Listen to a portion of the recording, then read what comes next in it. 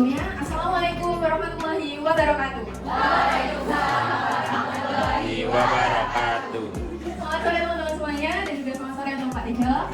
Perkenalkan kami dari kelompok 1 yang beranggotakan saya sendiri, Yana Tujuh Rizky dengan anggaran 003. Ada Mbak Aura Tatiana dengan anggaran 001, Mbak Tri Laila dengan anggaran 002, dan Mbak Anissa Teknologi Media dengan anggaran 004.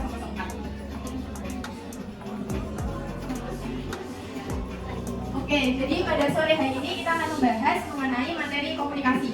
Tapi sebelum kita mulai ke presentasi, minta bantuannya ya teman-teman. Nanti kalau saya bilang HE, Oh ya. oh ya, oke? Oke.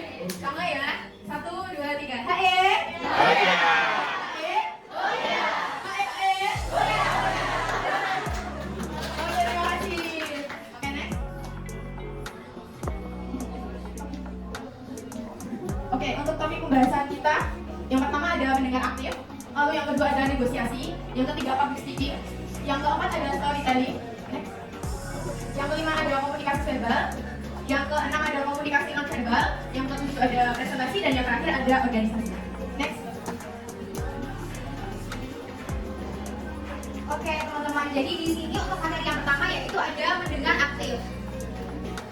Nah, apa sih pengertian dari mendengar aktif itu? Nah, teman-teman bisa perhatikan ya, ini menurut Kelly tahun 1999, active listening merupakan kegiatan mendengarkan dan merespon apa yang dikatakan orang lain, kemudian mengungkapkannya kembali apa yang dipahami dari apa yang dikatakan oleh orang lain. Nah, mendengar aktif ini termasuk adalah keterampilan komunikasi yang perlu dikembangkan dan juga nantinya akan memudahkan diri kita untuk berkomunikasi dengan lawan bicara. Selain itu, ini juga bisa berpengaruh pada kesuksesan karir di jangka panjang. Lalu yang kedua, apa sih pentingnya dari memiliki active listening skill di dunia kerja? Nah, yang pertama ini membangun hubungan baik dengan rekan kerja. Nah, otomatis kita bisa tahu gitu ya, antara bawahan, atasan harus sopan, harus menghormati secara komunikasi, nggak bisa langsung asal-asalan ngobrol kotor, ngobrol seenaknya seperti itu. Lalu yang kedua, meningkatkan kepercayaan dengan lawan bicara. Dengan komunikasi yang baik dan juga bisa membangun kepercayaan dengan lawan bicara. Oh, ternyata teman kita tuh berbicaranya sesuai seperti itu.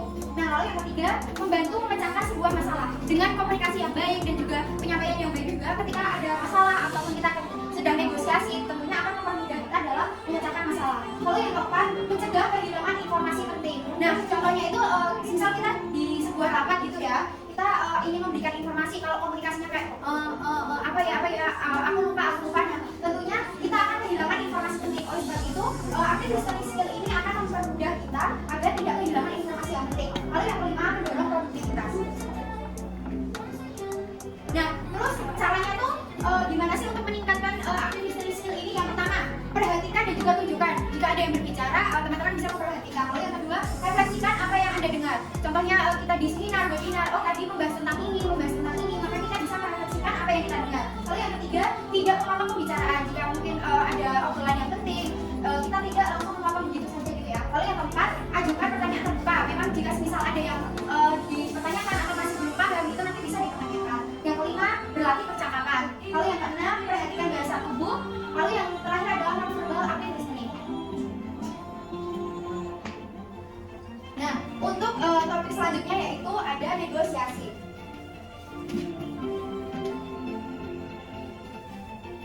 Nah, apa sih negosiasi itu? Negosiasi merupakan suatu proses saat dua pihak mencapai perjanjian yang dapat memenuhi kepuasan semua pihak yang berkepentingan dengan elemen-elemen kerjasama dan juga kompetisi. Jadi, dari negosiasi ini diharapkan pihak satu dan juga pihak lainnya itu saling setuju. Lalu yang kedua yaitu manfaat. Nah, manfaat dari negosiasi ini apa sih? Yang pertama, terciptanya kerjasama antar pihak untuk mencapai tujuannya masing-masing. Lalu yang kedua, bisa timbul saling pengertian antar pihak yang melakukan negosiasi. Yang ketiga, terciptanya kesepakatan yang menguntungkan semua pihak yang bernegosiasi. Yang keempat, terbentuknya interaksi yang positif antar pihak yang melakukan negosiasi yang kemudian bisa berdampak luas ke lebih banyak orang. Nah, terus syarat-syaratnya apa sih? Yang pertama, proses tawar-menawar ini harus dilakukan oleh dua orang atau lebih. Gak mungkin kita cuma sendirian gitu ya, kita mau negosiasi sama siapa kayak gitu. Lalu yang kedua belah pihak harus saling menyetujui. Mungkin nanti walaupun di akhir kayak ada yang ngedumel atau gimana, tapi kalau memang udah keputusannya finalnya A, ya sudah, berarti hal A itu memang yang harus dilakukan seperti itu. Yang ketiga, jika tidak menemukan kesepakatan dari kegiatan ini, kedua belah pihak harus berbesar hati untuk mencari kesepakatan lain. Lalu yang keempat, kedua belah pihak mempunyai kesamaan tujuan yang ingin dicapai. Jadi dibantu oleh pihak lain. Solusi yang terbaik dari masalah ini apa sih? Seperti itu. Nah, kalau di sini ada jenis-jenis dari negosiasi. Yang pertama yaitu adalah negosiasi formal. Nah, negosiasi formal ini yang dilakukan untuk mendapatkan kesepakatan dengan menempuh jalur hukum. Jadi secara hukum ya teman-teman kalau formal. Nah, kalau informal ini bisa dilakukan di mana saja tanpa memerlukan jalur hukum. Lalu yang ketiga, negosiasi dengan pihak tengah. Jadi tadi misal dua orang ternyata tidak menemukan kesepakatan lalu minta tolong temannya yang lain untuk menengahi seperti itu. Kalau yang keempat, negosiasi tanpa pihak penengah. Jadi kalau memang sudah clear, ya sudah clear berarti negosiasi kita. Lalu yang kelima, negosiasi kolaborasi. Nah, jenis negosiasi ini di mana seluruh pihak yang terlibat ini menyuarakan pendapat dan juga keinginannya sehingga terjalin kolaborasi kepentingan dan juga keinginan untuk mendapatkan solusi yang terbaik. Lalu selanjutnya adalah negosiasi dominasi. Nah, ternyata kalau untuk yang dominasi ini terkadang itu hanya menguntungkan salah satu pihak saja dan juga terkadang pihak lainnya itu tidak banyak mendapatkan keuntungan. Jadi contohnya cuma 70-30 seperti itu. Lalu yang selanjutnya negosiasi akomodasi. Nah, di mana ini setiap pihak yang melakukan negosiasi hanya akan mendapatkan keuntungan yang sedikit. Jadi ya sudahlah keuntungan kita sedikit tidak apa-apa, yang penting negosiasi ini bisa tercapai dan juga bisa clear. Lalu yang selanjutnya negosiasi loss-loss atau negosiasi yang dilakukan untuk tidak melanjutkan konflik atau terjadi konflik baru. Jadi oke, kita selesaikan cara ini aja daripada kita membuat konflik yang baru, mending kita selesaikan seperti itu. Nah, lalu tahap pelaksanaannya ini apa aja sih? Yang pertama tentunya ada persiapan dan juga perencanaan. Lalu yang kedua menentukan aturan. Kita aturan negosiasinya itu mau seperti apa sih? Lalu ada penjelasan. Mungkin pihak A bisa menyampaikan pendapatnya, lalu pihak B bisa menyampaikan pendapatnya, lalu tawar-menawar dan juga penyelesaian masalah, dan yang terakhir penutupan dan juga implementasi seperti itu.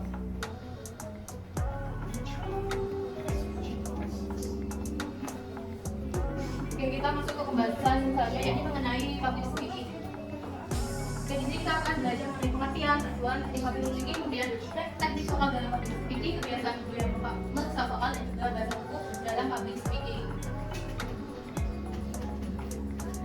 Oke, jadi di sini pengertiannya public speaking ini adalah suatu komunikasi lisan di mana seorang pembicara menghadapi sekitar dalam jumlah yang relatif besar dan pembicaraan yang relatif kontinu. Jadi public speaking ini meliputi pidato, ceramah, briefing, presentasi, menyampaikan informasi dalam konferensi pers, kemudian siaran radio, televisi, mengajar, sambutan orasi, dan membawakan acara serta berbicara di depan orang banyak lainnya.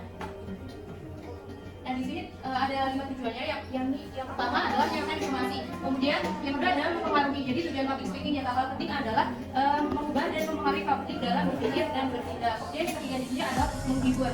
Mayoritas orang senang dihibur. Itu kenapa public speaking saat ini sering dipakai untuk menghibur masyarakat. Kemudian yang keempat adalah memotivasi, dan yang kelima adalah menyampaikan pendapat. Oke, di sini untuk teknik public speaking, di sini yang pertama adalah teknik ice breaking. Nah, ini merupakan pembukaan yang menarik. Nah, jadi pembukaan adalah impresi pertama. Hal ini dapat mempengaruhi pandangan audiens terhadap public speaker selama presentasi. Kemudian yang kedua ada teknik vokal. Penyampaian vokal yang baik didapatkan apabila seorang public speaking menguasai 3 hal berikut. Yang pertama ada pernafasan yang baik, suara dan ekspresi vokal. Nah, ini ada teknik vokal dalam public speaking. Jadi cara memproduksi suara yang baik dan benar sehingga suaranya keluar dengan jelas, indah, merdu dan nyaring. Harus mengikuti unsur-unsur dalam teknik vokal dalam public speaking. Ini ada pernafasan, artikulasi, intonasi, power, speed, dan volume. Nah, ini adalah kebiasaan yang merusak vokal. Yang pertama adalah malas membuka mulut. Jadi ketika konser kita harus mau membuka mulut lebar-lebarnya agar kata yang bakal terucap dapat terdengar dengan jelas. Nah, kemudian yang kedua berbicara dengan nada datar. Jika ini terjadi, maka audiens akan merasa jenuh dan tidak tertarik. Yang kedua ada nada kalimat pada arti sama dengan kalimat lain. Keempat, kecepatan berbicara tidak teratur.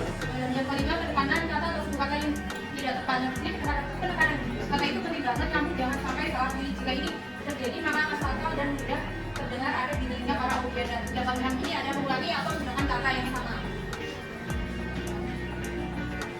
Oke, ini masuk ke topik pembahasan selanjutnya, yakni ada bahasa tubuh dalam public speaking. Dan bahasa tubuh yang dalam public speaking ini wajib diperhatikan ya teman-teman. Semua hanya berbicara di depan umum. Bahasa tubuh berfungsi menambah suatu efektivitas pembicaraan jika dilakukan dengan tepat. Dan bahasa tubuh ini sangat berperan penting dalam komunikasi. Oke, ini kita ke pembahasan yang storytelling.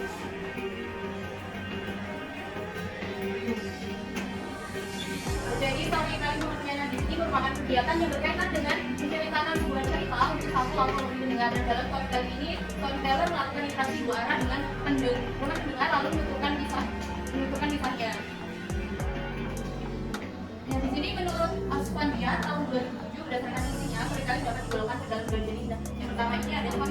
pendidikan. Jadi cerita pendidikan yang diciptakan dengan suatu misi pendidikan bagi dunia anak-anak. Yang misalnya ini contohnya membuat sikap hormat pada orang tua, kemudian edukasi anak-anak mengenai bencana alam dan lain sebagainya. Dan yang kedua ini ada titik fabel. Ini merupakan cerita tentang kehidupan binatang yang digambarkan dapat bicara seperti manusia. Titik fabel yang sangat luas digunakan untuk mendidik perilaku manusia tanpa membuat manusia tersinggung. Nah, misalnya di sini ada dongeng adil, kelinci, dan kura-kura.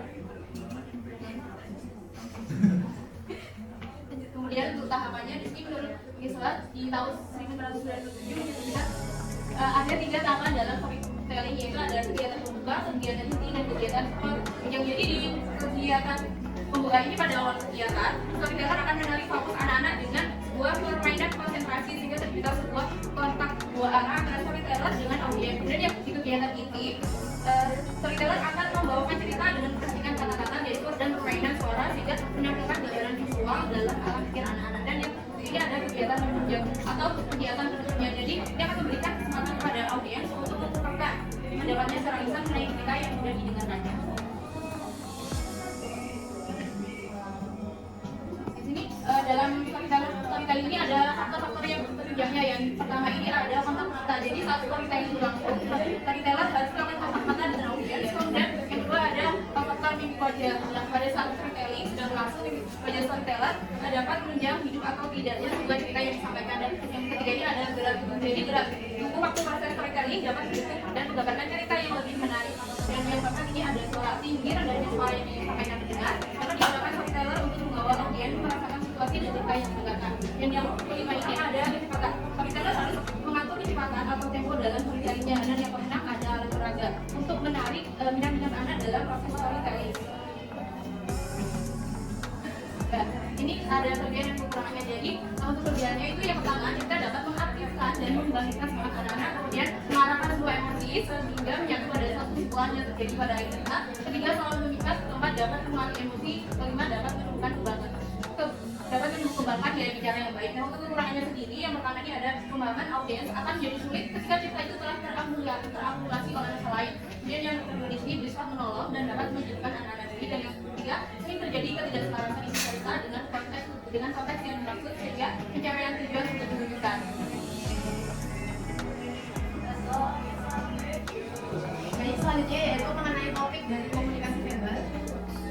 Yang untuk bahasannya yang pertama ada pengertian, lalu ada unsur dan juga jenis dari komunikasi verbal. Oke, untuk pengertian dari komunikasi verbal atau yang biasa disebut sebagai verbal communication merupakan bentuk komunikasi yang disampaikan komunikator kepada komunikan dengan cara tertulis ataupun lisan. Nah, komunikasi verbal ini menempati posisi besar ya, karena kenyataannya ide-ide pemikiran ataupun keputusan lebih mudah disampaikan secara verbal dibandingkan dengan non-verbal seperti itu.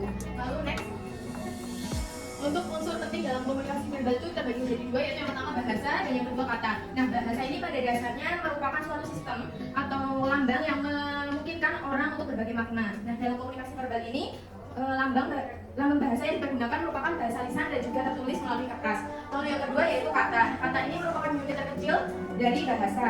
Kata merupakan lambang yang melambangkan atau mewakili sesuatu hal, entah orang, barang, kejadian ataupun keadaan. Untuk jenis komunikasi verbal itu terbagi menjadi dua, yaitu berbicara dan menulis, dan juga mendengarkan dan membaca. Berbicara merupakan komunikasi verbal vokal, sedangkan menulis merupakan komunikasi verbal non vokal. Lalu untuk mendengarkan dan juga membaca, mendengarkan memiliki makna berbeda. Mendengar dan mendengarkan itu memiliki makna yang berbeda. Mendengar berarti semata-mata memungut getaran bunyi, sedangkan mendengarkan merupakan mengambil makna dari apa yang kita dengar. Yang selanjutnya yaitu topik komunikasi nonverbal. Untuk bahasanya yaitu terdapat pengertian, contoh dari komunikasi nonverbal, klasifikasi pesan nonverbal, dan juga fungsi dari pesan nonverbal. Nah, untuk pengertian dari komunikasi nonverbal atau nonverbal communication ini merupakan komunikasi yang dikemas dalam bentuk tanpa kata-kata. Nah, komunikasi nonverbal itu lebih bersifat jujur atau mengungkapkan hal yang mau diungkapkan ini dengan spontanitas. Lalu komunikasi nonverbal ini dapat berupa lama-lama seperti gesture, terus warna mimik wajah atau ekspresi seperti itu. Untuk contoh komunikasi nonverbal itu terbagi menjadi 4, yaitu yang pertama sentuhan, gerakan tubuh, vokalik, dan juga kronemik. Nah, sentuhan dapat termasuk bersalaman, lalu menggenggam tangan, berciuman, lalu mengelus-elus, pukulan, dan lain-lain. Lalu gerakan tubuh itu merupakan komunikasi nonverbal yang meliputi kontak mata, ekspresi wajah, isyarat dan juga sikap tubuh. Lalu yang vokalit itu merupakan unsur nonverbal dalam suatu ucapan, yaitu bagaimana atau cara kita begitu. Lalu yang kronemik merupakan bidang yang mempelajari penggunaan waktu dalam komunikasi nonverbal. Next. Nah selanjutnya yaitu terdapat klasifikasi pesan nonverbal di mana terbagi menjadi 9. Yaitu yang pertama pesan kinesik, pesan facial, terus pesan gestural, terus pesan postural, pesan proxemic, pesan artifaktual, pesan paralinguistik, pesan sentuhan dan juga pesan bau-bauan. Selanjutnya yaitu terdapat fungsi dari pesan nonverbal. Ini dari Mark L. Knapp dan Jalaluddin tahun 1994 menyebutkan 5 fungsi pesan nonverbal yang dihubungkan dengan pesan verbal. Yaitu yang pertama ada repetisi, yaitu mengulang kembali gagasan yang sudah disajikan secara verbal. Misalnya setelah mengatakan penolakan, saya menggelengkan kepala. Lalu substitusi, yaitu merupakan menggantikan lambang-lambang verbal. Misalnya lantas kata-kata pun kita berbicara, kita menunjukkan persetujuan dengan mengangguk-anggukkan kepala. Lalu yang kontradiksi, itu merupakan menolak pesan verbal atau memberi makna yang lain terhadap pesan verbal. Misalnya Anda memuji prestasi teman dengan mencibirkan bibir, atau langsung mengatakan dengan oh hebat, kamu memang hebat, seperti itu. Lalu yang keempat ada komplement. Komplement yaitu melengkapi dan juga memperkaya makna pesan nonverbal. Misalnya mimik wajah Anda menunjukkan tingkat penderitaan yang tidak terungkapkan dengan kata-kata. Lalu yang terakhir yaitu aksentuasi, merupakan bagaimana kita menegaskan pesan verbal atau menggarisbawahinya. Misalnya Anda mengungkapkan betapa jengkelnya Anda dengan memukul meja dan sebagainya.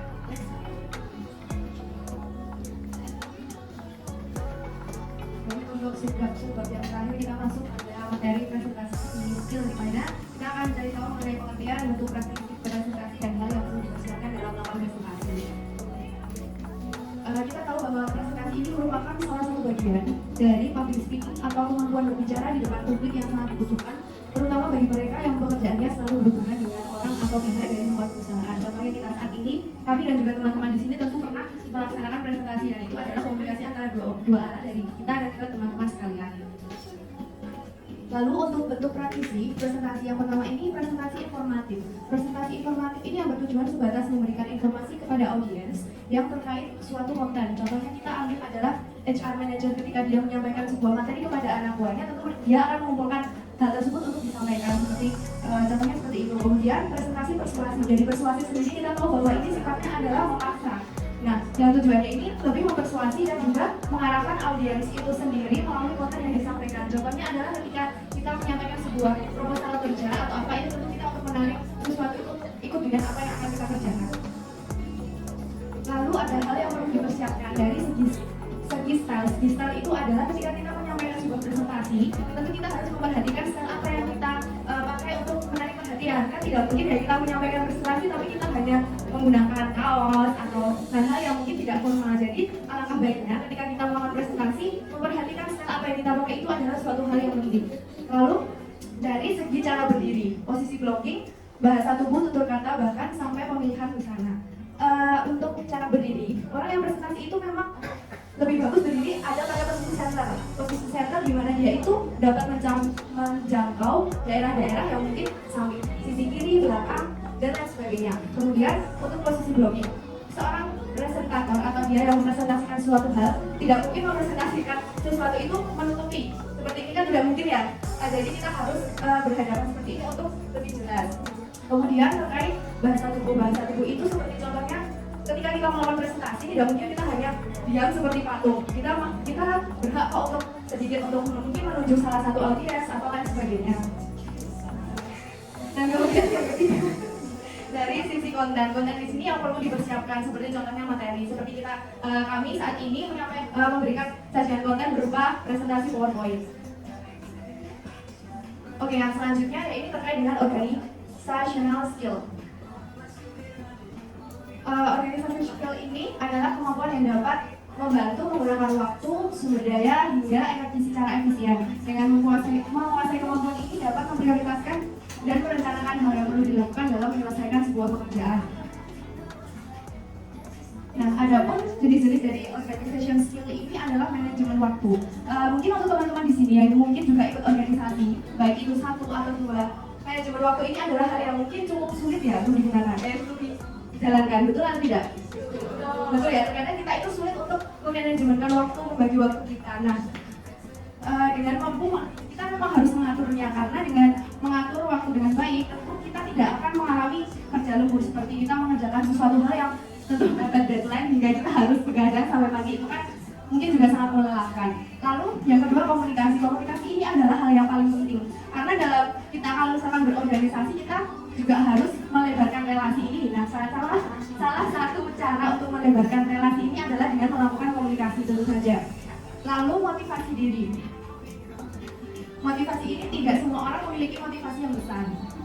Padahal memiliki motivasi diri ini sangat diperlukan agar dapat menyelesaikan pekerjaan dengan baik. Lalu yang keempat, perhatian terhadap detail. Jenis kemampuan organisasi yang selanjutnya ini adalah perhatian terhadap detail, di mana kemampuan ini menjadi bagian yang terpenting. Karena perhatian terhadap detail ini berarti kita lebih teliti dan mengerjakan pekerjaan ini secara lebih maksimal. Dan yang terakhir ini adalah perencanaan.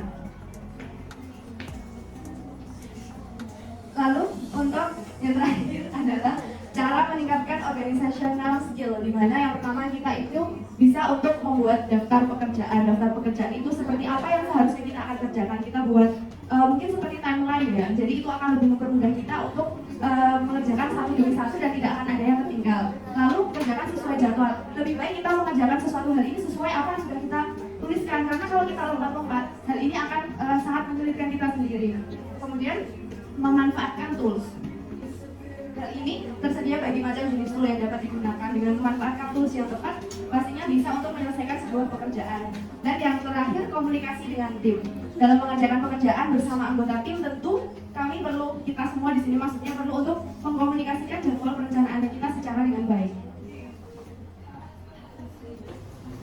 Baik, teman-teman, itu tadi merupakan presentasi dari kelompok 1 mengenai komunikasi. Selanjutnya kita akan membuka sesi tanya jawab atau lebih diskusi yang dua arah ya. Jadi diskusi terbuka.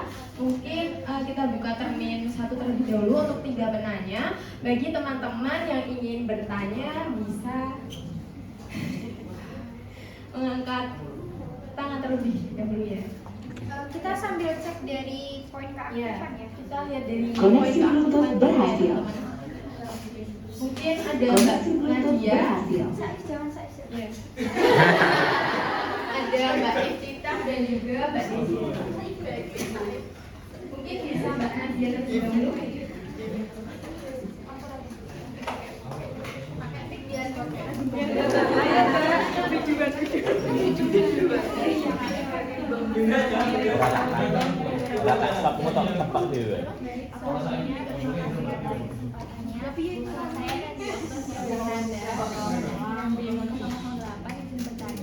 Nah, jadi bagaimana nih kalau kita tuh berkomunikasi baik di media sosial? Nah, akan tetapi bila kita tuh berinteraksi Koneksi secara Bluetooth langsung, berhasil. kita tuh tidak dapat berkomunikasi dengan Koneksi baik. Jadi Bluetooth kayak muncul berhasil. rasa ketidakpercayaan atau ragu, takut karena berhadapan langsung dengan orang lain gitu. Nah, bagaimana caranya untuk bisa menghadapi masa-masa itu atau mengubah cara berkomunikasi secara langsung dengan orang menjadi lebih baik lagi? Baik, terima kasih Mbak. Kasih atas waktunya. Di sini saya Desinta Ramada izin bertanya. Kan kalau dalam sebuah tim itu kan kita harus bisa memecahkan sebuah masalah ya dalam tim. Dan yang saya tanyakan itu bagaimana cara mengatasi perbedaan paham dalam suatu komunikasi di dalam sebuah tim, terutama dalam situasi yang membutuhkan keputusan yang cepat. Terima kasih. Saya Iftitah Hilisnaini dengan akhiran 031 izin bertanya. Apakah kondisi psikis atau mental seseorang akan berpengaruh terhadap kemampuan komunikasi orang tersebut? Jika iya, apakah berarti orang yang memiliki kemampuan komunikasi yang baik itu pasti memiliki kondisi fisik atau mental yang baik? Terima kasih. Koneksi Bluetooth berhasil. Oke, jadi sudah ada 3 penanya ya. Mungkin dari teman-teman terlebih dahulu ada yang ingin menanggapi pertanyaan dari Mbak Nadia terlebih dahulu.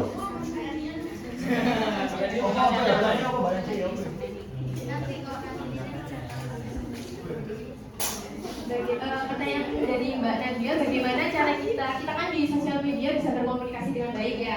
Tapi ketika kita bertemu atau berinteraksi secara langsung, kita ini agak ragu atau kesusahan gitu untuk berinteraksi dengan baik gitu. Mungkin ada yang ingin menanggapi? Oke, Mbak Nabila. Koneksi Bluetooth berhasil.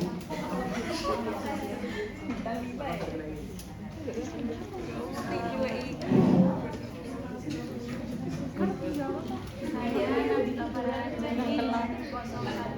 Itu sudah berarti pertanyaan dari Mbak Nadia.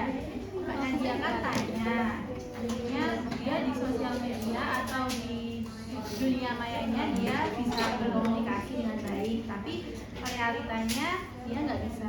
Nah, ya itu menurut apa yang saya Koneksi amati Bluetooth berhasil. biasanya kayak gitu tuh Koneksi kebiasaan. berhasil. Kebiasaan itu dimulai dari dia kecil. Biasanya kecil itu dia dikasihnya HP, dikasihnya lihat YouTube, dikasihnya lihat intinya lihat HP lah, lihat TV. Jadi mereka benar imajinasi mereka itu bisa lebih bagus dari anak lain, tapi untuk komunikasi dia agak kurang bisa. Nah terus gimana sih untuk menyikapi orang yang kayak gitu? Itu bisa dilatih ya, maksudnya dilatih dengan cara enggak bersosialisasi. Maksudnya dilatih kayak ya maksudnya ngomong di depan umum tapi pelan-pelan gitu loh. Jadi nggak harus langsung banyak orang, tapi yang penting di depan temannya dulu, di depan teman-temannya di kelas, nanti dia ikut organisasi, nanti makin banyak lagi orang yang mendengarkan dia berbicara. Jadi menurutku itu kalau masalah bisa atau tidaknya orang berkomunikasi itu selain dengan ilmu yang dia punya, dia itu juga butuh kebiasaan. Jadi bahasa Jawanya itu lama-lama akan peribahasanya itu lama-lama akan terbiasa kayak gitu. Bahkan bahkan saya sendiri itu dulu sempat nggak berani untuk ngomong di depan umum karena saya mempunyai kelemahan yaitu tidak bisa berbicara huruf R ya. Jadi saya dulu kalau ngomong huruf R itu sering diejek sama teman-teman saya. Jadi saya merasa kayak mending saya nggak usah ngomong gitu. Tapi lama-lama kebutuhan yang membuat keadaan yang membuat saya harus ngomong di depan, dan alhamdulillah saya juga diberi kesempatan untuk kuliah. Jadi saya lebih terbiasa lagi untuk ngomong karena di dalam kuliah ini kan kita presentasi di depan, kita mengemukakan pendapat juga sering. Jadi lama-lama saya menjadi terbiasa kayak gitu Mbak. Makasih.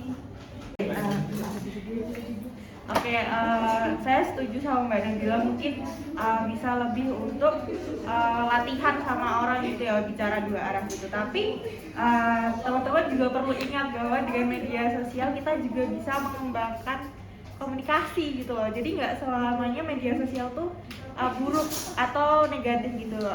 Mungkin teman-teman sering ya scroll TikTok. Nah di konten kreator TikTok tuh banyak sekali mereka yang storytelling.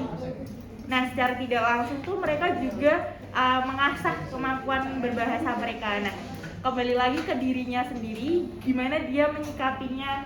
Maksudnya ketika dia lebih sering di sosmed daripada di kehidupan nyata, mungkin dia baru belajar gitu. Di sosmed kan bisa dapat masukan nih dari orang-orang lain. Sedangkan kalau kita cuman bicara sama teman, apalagi teman baik kita gitu, mereka cuman bakal ya nggak apa-apa gitu. Jadi mungkin lebih enak di sosmed karena mencari lebih banyak responden gitu. Terima kasih. Saya masak kepanasan. Saya dari kelompok 1 dari ingin menambahkan ya.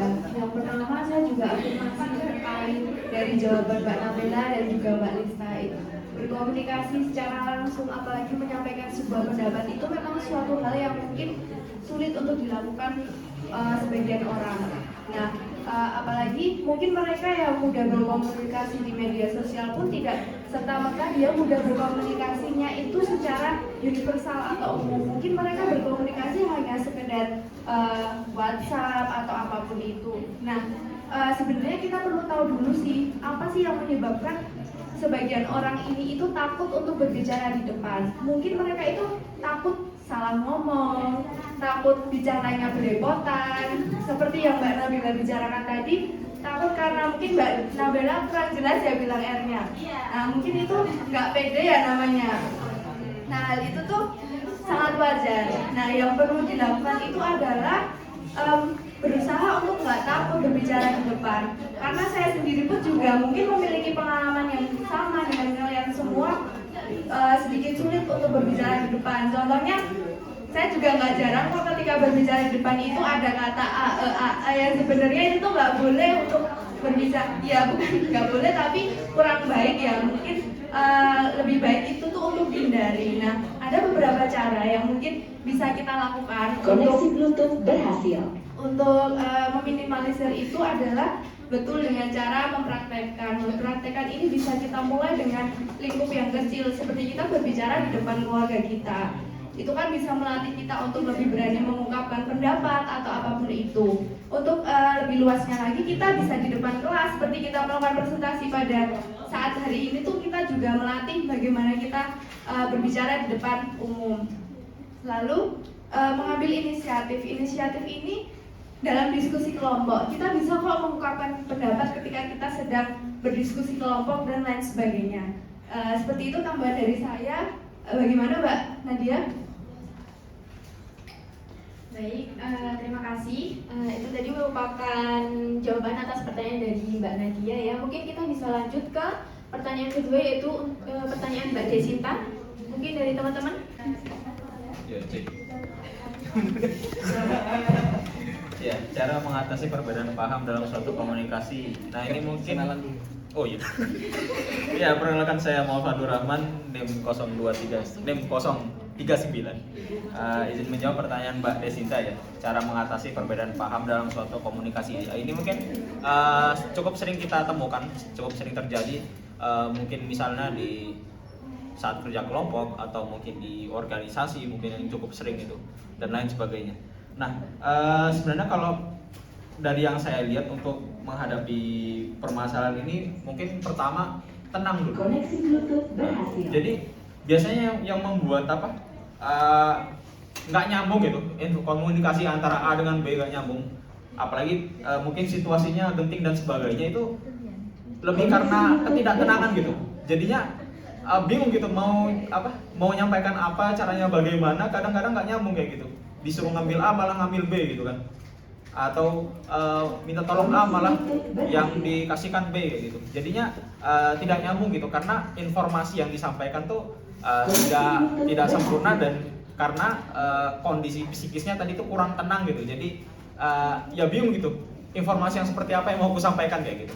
Nah, jadi saya kira pertama-tama untuk mengatasi tadi perbedaan paham itu, pertama mungkin menenangkan diri dulu, baru mungkin kira-kira mulailah disampaikan, dikomunikasikan apa yang sekiranya perlu disampaikan kayak gitu, atau apa yang ya tadi apa yang perlu disampaikan gitu, untuk mungkin mengatasi suatu hal tertentu agar bisa mendapatkan keputusan tadi. Dan cara mengambil keputusannya pun juga awalnya juga harus benar-benar tenangkan dulu pikiran, dan memang biar bisa secara jernih gitu. Kira-kira ini permasalahannya apa?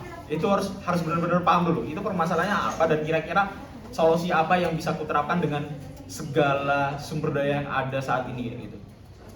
Karena ketika misalnya kita mengambil keputusan dalam kondisi yang terlalu tergesa-gesa, atau mungkin dalam kondisi psikis kondisi mental yang kurang baik, mungkin dalam kondisi marah dan sebagainya, itu bakal nanti ngefek juga nanti ketika pengambilan keputusan.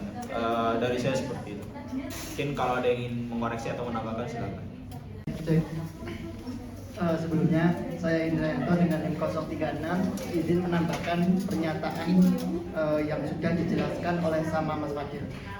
Nah, saya sependapat dengan pendapat yang disampaikan oleh Mas Fadil, bahwasanya ketika kita berdiskusi itu harus tenang terlebih dahulu.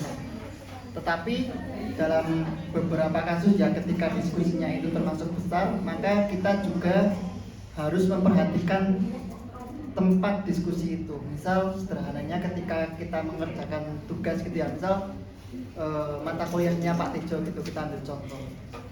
Kemudian kita berdiskusi untuk presentasi minggu depan seperti itu. Nah, itu kan kemungkinan dilakukan secara online. Nah, ketika secara online itu pasti ada beberapa alternatif, misalnya seperti menggunakan grup WA atau mungkin bisa lebih menggunakan Zoom karena ngobrolnya lebih face to face meskipun secara online. Kalau WA kan kadang ada yang cuma menyimak dan tidak berargumen seperti itu. Kemudian ketika ada perbedaan pendapat dan harus memutuskan dengan cepat, itu yang pertama harus benar tenang dulu. Tadi kan sudah saya sampaikan ya, cari tempat yang cocok dulu, yang mungkin dirasa tepat, kemudian menenangkan diri. Dan satu lagi, ketika orang berpendapat tuh kira-kira harus paham akan yang didiskusikan gitu. Terkadang orang berpendapat ya, misal kekeh sama pendapatnya diri sendiri padahal dia kurang literasi gitu. Nah, itu kan kadang mengesampingkan orang-orang yang lain seperti itu. Kemudian setelah kita tahu perbedaan, nah kita mencoba memahami perbedaan itu. Ketika membuat sebuah keputusan kan tidak ada yang namanya menang dan tidak ada yang namanya kalah. Jadi semua keputusan itu atas persetujuan pihak-pihak yang bersangkutan dalam diskusi tersebut. Jadi ketika sudah diputuskan ya mencoba untuk berlapang dada. Ketika misal sederhananya kita dikasih tugas ya, meskipun kita merasa kayak sepertinya kurang bisa, tetapi sudah diputuskan seperti itu ya, kita jadi belajar untuk bisa. Seperti itu saja sih. Terima kasih. Ini yang terakhir, sebentar. Siap. Ini yang terakhir mungkin dari saya. Tips aja untuk mengatasi misalnya kita sedang tidak dalam keadaan tenang seperti yang dikatakan oleh Mas Fadil. Kunci yang pertama itu memang benar ketenangan. Tapi kalau kita masih tidak bisa memproses, dalam artian otak kita itu memang seperti saya ya Mbak. Saya tuh kadang kalau orang tertentu yang bicara, saya merasa takut kemudian ngeblank. Nah, salah satu tips dari saya adalah mengulang apa yang dia bicarakan. Ini sering saya lakukan dengan ibu saya. Ibu saya itu kan orangnya galak, tegas ya, tegas, terus memberikan instruksi itu set. Nah, kalau saya dalam keadaan seperti itu kan posisinya under pressure ya, saya tegang gitu, saya panik. Akhirnya saya ulangi, benar tidak perintahnya seperti ini. Jadi meminta untuk orang tersebut kalau bisa mengulangi, diulangi. Kalau tidak sempat mencatat gitu ya, tapi kalau bisa dicatat ya lebih baik dicatat gitu. Atau misalnya pada saat proses bimbingan ya, bimbingan skripsi katakanlah, ini tips yang saya berikan ke Mbak Lista juga. Kadang dosen itu pada saat kita bimbingan, beliau memberi masukan itu cepat sekali. Kita tidak mungkin bisa memahaminya saat itu karena kita juga dalam posisi yang berbeda-beda. Pasti ya datang ke beliau itu dalam perasaan yang takut, tegang atau senang, itu kan pasti kita beda-beda. Nah, salah satu caranya adalah agar kita bisa memahami apa sih perintah dosen tadi atau apa sih masukan beliau untuk saya, dengan cara merecord untuk nanti di rewind. Setelah kita dalam keadaan tenang gitu ya, misalnya di kos, rekaman tadi kita putar ulang. Nah, mungkin itu salah satu tipsnya dari saya. Terima kasih. Baik, terima kasih Mbak Gina. Bagaimana cara mengatasi perbedaan paham dalam suatu komunikasi, terutama dalam situasi yang membutuhkan keputusan yang cepat dan juga tepat ya? Mungkin terlepas dari tadi membutuhkan suasana hati yang tenang, lalu juga tempat yang lebih nyaman untuk berbicara, dan juga tadi telah disebutkan oleh Mbak Kinanti untuk lebih memperjelas atau mungkin memastikan lagi perintah apa yang telah terucap dari lawan bicara kita. Mungkin di sini saya memposisikan diri dengan cara kita lihat dari sudut pandang lawan bicara terlebih dahulu ya. Nah, ketika memang tidak bisa tercapai kata mufakat gitu antara perbedaan paham saya atau misal dengan Mbak Kiranti seperti itu. Nah, dibutuhkan mungkin pihak ketiga atau penengah, akan tapi misal masih dalam satu lingkup yang sama gitu. Jadi enggak melibatkan orang-orang dalam pihak luar seperti itu, karena posisinya ketika kita melibatkan pihak luar, pihak tersebut kan tidak mengetahui kondisi dan juga internal kita yang kita mau itu seperti apa. Mungkin tambah dari saya seperti itu Mbak Desita. Oke, bismillahirrahmanirrahim. Terima kasih atas waktunya untuk kelompok satu ya. Nah, salam kenal, nama saya Muhammad Saifuddin dengan NIM 033, mau menjawab pertanyaan dari Mbak Iftitah yang bertanya mengenai masalah mentality sama psikis yang itu berpengaruh sama komunikasi. Nah, kalau dari saya pribadi itu sangat berpengaruh. Itu sangat berpengaruh sekali. Kenapa? Karena memang kalau kita punya mentality yang mungkin baru ngedown, baru drop, atau mungkin bahkan mental kita baru turun, kita kalau misalnya kayak show up gitu kita nggak bakal bisa. Nah, karena memang teman-teman semuanya ini yang saya alami juga di semester awal. Nah, ini saya juga baru menantang diri saya sendiri buat bisa selalu aktif ya, untuk komunikasi bagus dengan teman-teman yang lain, apalagi dalam forum. Nah, apakah orang-orang yang mungkin bahasanya dia bagus berkomunikasi, dia bagus dalam mentality sama psikis, itu sudah jelas ya. Kenapa? Karena memang kalau saya lihat ya, ada beberapa faktor kenapa kok ada orang yang mungkin komunikasinya kurang bagus. Nah, ini kita harus telusuri lebih dalam lagi nih.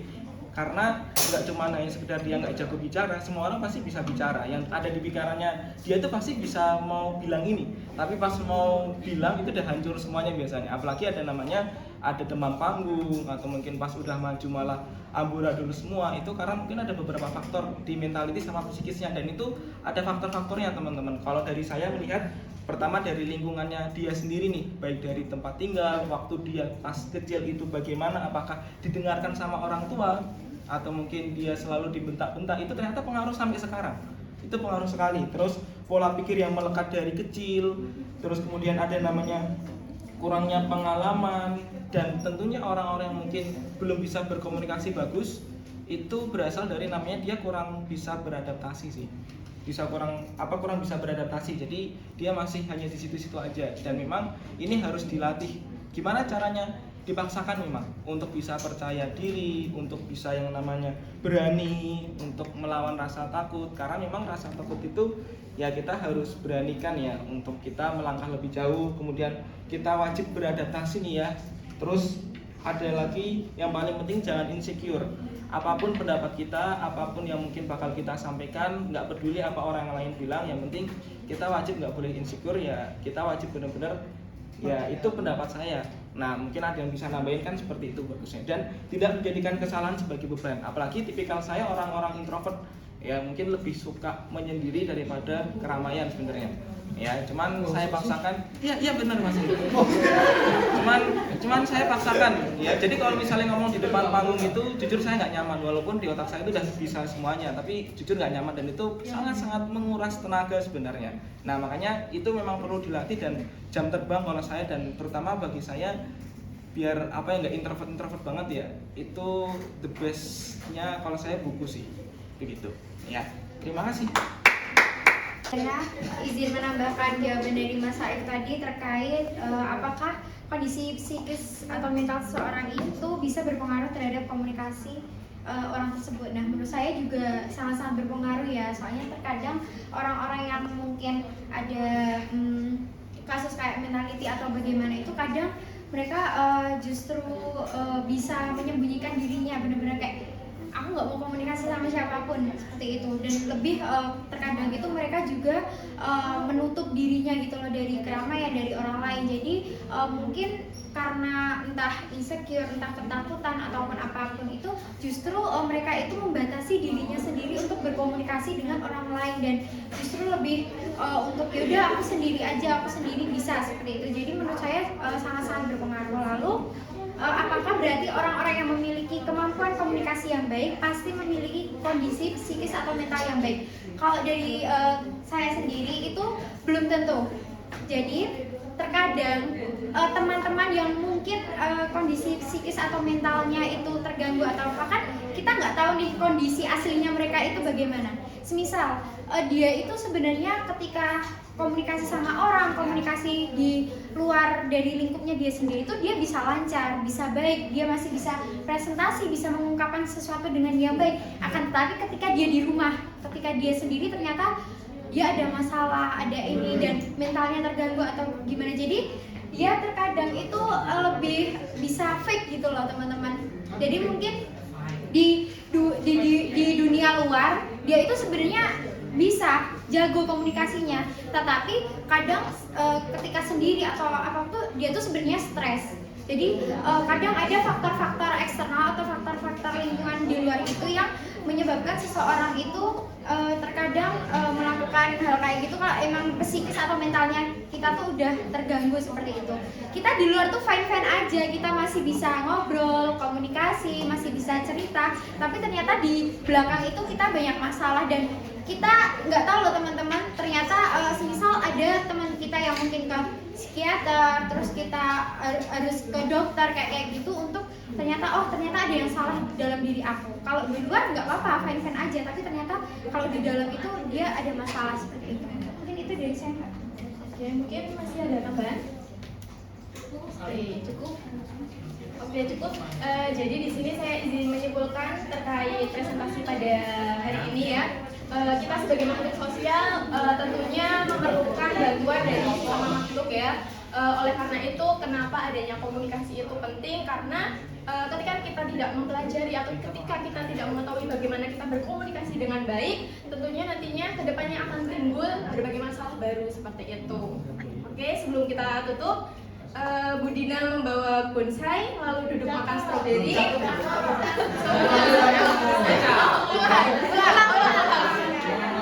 Nggak kompak ya. Bu Dina membawa bonsai. Cakep. Lalu duduk makan stroberi. Cakep. Semua telah usai, saatnya kami undur diri. Kurang lebihnya kami mohon maaf. Wassalamualaikum warahmatullahi wabarakatuh. Waalaikumsalam warahmatullahi wabarakatuh.